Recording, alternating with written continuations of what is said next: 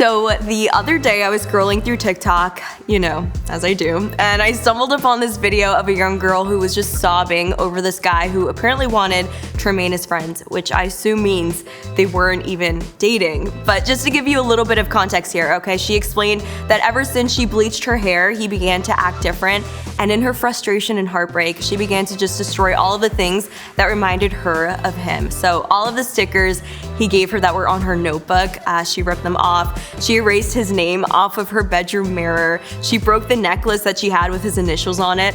And this entire time that I was watching this, obviously my heart broke for this girl, but I also just wanted to shout, girl, all of those tiny things you just got rid of, that is what's causing the bulk of your heartbreak. And that was not a crush.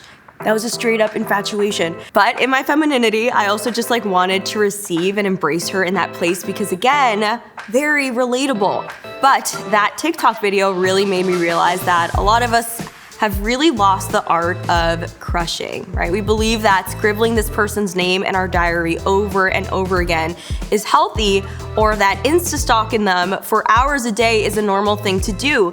But the fact of the matter is, it's not. So how can we redeem the beauty of our attractions and reorder our proclivity to swoon over another person in a healthy way? So let's first start off by defining what a crush is, okay? So JP2 says, at the most basic level, to be attracted to someone means that you regard that person as good.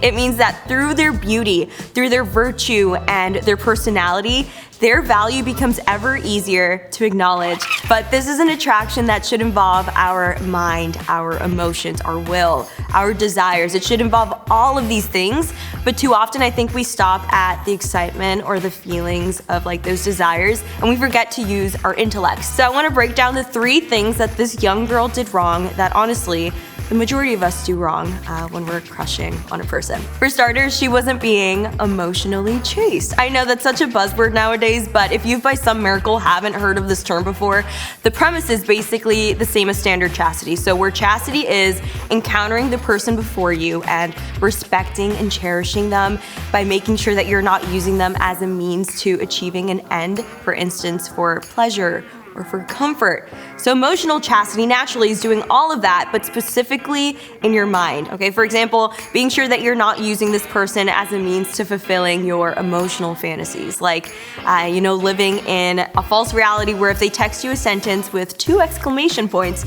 you're like, oh my gosh, this guy's my future husband, right? So just making sure that you're bringing all of your attractions and desires into reality.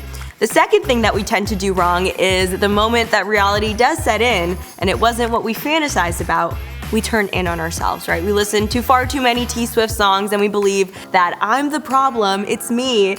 And that is the danger of living in a false reality. If you create a fake relationship in your head, you are eventually gonna have to deal with the fake breakup too, except this time, you're the one breaking your own heart. And since you've gone this far making up fake scenarios, the streak is gonna continue, except this time on yourself. You're gonna assume that you're the problem, that you're not good enough, you're not beautiful enough, you're not funny enough. But these are not real. Bring yourself back into reality.